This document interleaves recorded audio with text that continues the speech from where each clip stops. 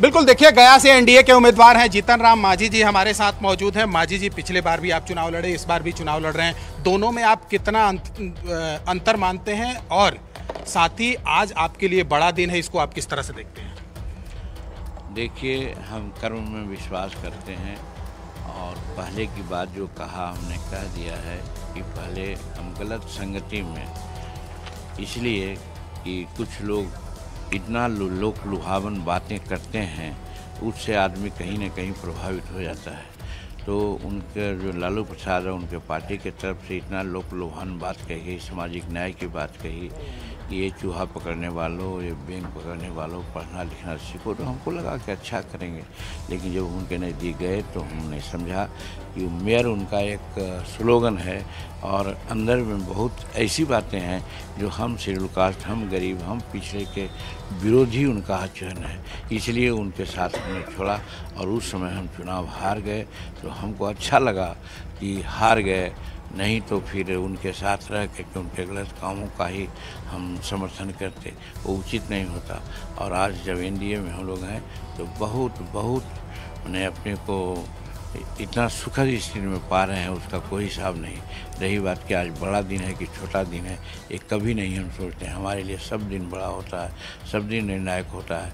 हम कर्म में विश्वास करते हैं, हमने कर्म किया और देखिए आज हम बैठे हुए हैं स्थिर से। सब लोग आज घूम रहा होगा इधर उधर, और हम आज नहीं सब दिन यही करते हैं कि हम अपने चुनाव जब होता है तो हम घर पर बैठते हैं, कोई बूथ पर नहीं जाते हैं। प्रधानमंत्री यहाँ पर आए थे, उन्होंने ये कहा कि हम चुनाव लड़ रहे हैं, मांझी जी तो सिर्फ हमारे सिंबल के तौर पे हैं। एकदम ठीक उन्होंने कहा कि आज 400 पार करने का जो इरादा है और नारा दिया है, हम लोग सब कोई करें।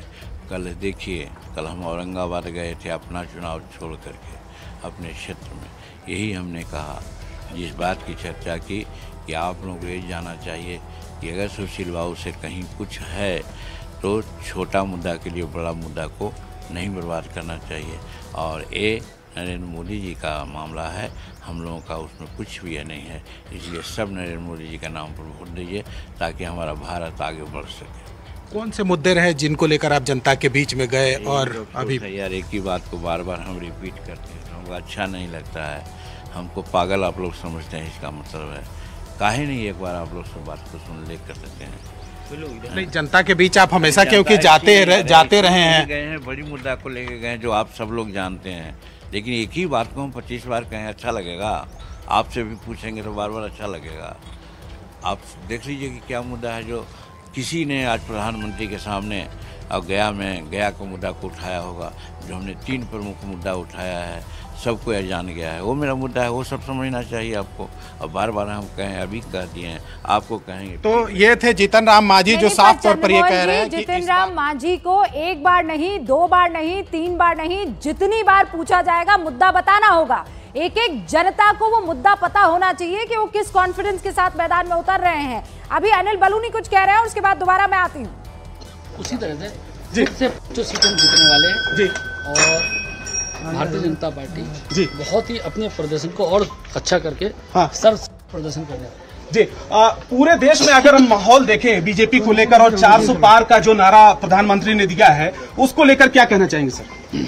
ऐसा है कि प्रधानमंत्री जी ने जो कह दिया है, देश की जनता उनका भी अनुसरण करती है जी, और हम लोगों के लिए तो भ्रम वाक्य है जी। अगर उन्होंने एक नारा दिया 400 पार, तो हमारे लिए तो ये इसको पूरा करना हमारे लिए ये एकदम कमिटमेंट है। और पूरे देश में तय कर लिया जी, हम पूरे प्रचार के दौरान जहाँ गए जी, हमको देखते ही लोग कहते थे अब की बार 400 पार जी। इसलिए मुझे लगता है कि 400 पार में कोई गढ़वाल में कोई चुनौती देखते हैं सर? चुनौती नहीं, देश भर में कोई चुनौती नहीं, कांग्रेस सब कोई चुनौती नहीं। किन मुद्दों को लेकर ये चुनाव आपके हिसाब से लड़ा जा रहा है? देखिए, विकसित भारत और प्रधानमंत्री का चुनाव करना, और सबको पता है कि किसको प्रधानमंत्री बनाना, देश को आगे ले जा सकते। ये स्थानीय मुद्दों पर या राष्ट्रीय मुद्दों पर चुनाव है हमारा? चुनाव केंद्र सरकार का चुनाव है जी, प्रधानमंत्री बनाने का चुनाव है। हाँ, सीधा है ना। तो प्रधानमंत्री के चेहरे पर आपको लगता है कि जनता इस बार वोट देने जा रही है? तीसरी बात सीधा है ना। निश्चित तौर पे जिस प्रकार से भाई थोड़ा सा जगह दे दे यार। देश जिस प्रकार से बढ़ रहा है, सीढ़ी बताना तो बड़ी दिक्कत नहीं आएगी और हमारी सरकार आराम से चलेगी। सर, विपक्ष के लोग लगातार ये सवाल उठाते रहे हैं कि आखिर में प्रियंका गांधी की तरफ से एक सवाल आया है कि क्या ज्योतिष हैं ये लोग जो 400 पार की बात कर रहे हैं, ईवीएम की गड़बड़ी की बात करते हैं। लगातार विपक्ष की तरफ से हमले हो रहे हैं। देखिए, ये हारी हुई निराश पार्टी है जी। इनके पास ना शब्द बचे हैं, ना इनके पास सोच बची है, ना इनके पास नीयत है, ना नीति है जी। और इनके जो जिस तरह से इन्होंने कृति किए हैं, इसीलिए जनता ने इलेक्ट किया है। हाँ।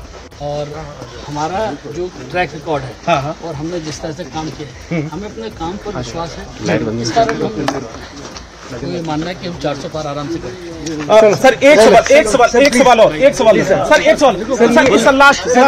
सर, ये बताइए सर, आज ये देखिए यहाँ पर अनिल बलूनी जो पूर्व राज्यसभा के सांसद और गढ़वाल से बीजेपी के उम्मीदवार, तो पिछले 10 सालों में केंद्र सरकार ने जिस तरह का काम किया है, जो जो वादे किए थे वो डिलीवर किया है, तो कहीं ना कहीं उसको देखते हुए जनता मतदान करेगी, प्रधानमंत्री के चेहरे को देखकर मतदान करेगी, ये कहा अनिल बलूनी ने। लेकिन जो इंपॉर्टेंट बात आपने की थी रूबिका, वो ये कि जीतन राम मांझी को जवाब देना चाहिए, क्योंकि आप प्रतिनिधित्व करते हैं जनता का, और पहले भी बहुत बार कोशिश हुई जीतन राम मांझी की तरफ से, लेकिन सफल नहीं हुई। और इस बार सबसे बड़ी परीक्षा जीतन राम मांझी की, हालांकि अभी तक जिसने भी प्रतिनिधित्व किया है गया का वो मांझी रहा है, लेकिन जीतन राम मांझी नहीं रहे। मतलब 2014 में चुनाव लड़े, एनडीए की तरफ से उनको हरा दिया गया, 19 में चुनाव लड़े, हरा दिया गया। अब इस बार उन्होंने अपनी टिकट वाला सिंबल ही बदल दिया है। बिल्कुल। अब एनडीए की तरफ से वो मैदान में उतरे हुए हैं।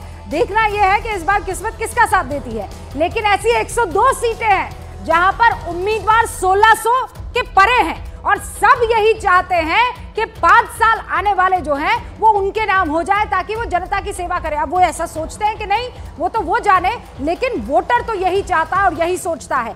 आपसे भी विनम्र निवेदन है कि आप अगर इन इलाकों में मतदाता है तो जाइए, अपने मताधिकार का इस्तेमाल कीजिए। आज ये आपका हक भी है, आपकी जिम्मेदारी भी है। जाइए, स्याही लगी वो उंगली के साथ तस्वीर खिंचवाइए। बिल्कुल, और मतदान से जुड़ी सबसे पहले खबर आपको मिलेगी न्यूज 18 इंडिया पर, और 4 जून को याद रखिएगा सबसे तेज और सबसे सटीक नतीजे आपको मिलेंगे न्यूज 18 इंडिया पर। स्टूडियो में हमारे साथ खास मेहमान मौजूद हैं। सतीश जी, जरा आपसे समझना चाहेंगे, अभी आपने जीतन राम मांझी के तेवर देखे, आप जनता के नेता हैं, आप जनता का प्रतिनिधित्व करते हैं, सवाल तो पूछेगा ना रिपोर्टर? नहीं, आपके पास मैं आऊंगा जरा। रजनीकांत की तस्वीर नजर आ रही है, माफ कीजिएगा सतीश जी। रजनीकांत वोट कास्ट करने के लिए आए हैं। अन्ना रजनीकांत इस वक्त आपको स्क्रीन पर नजर आ रहे हैं।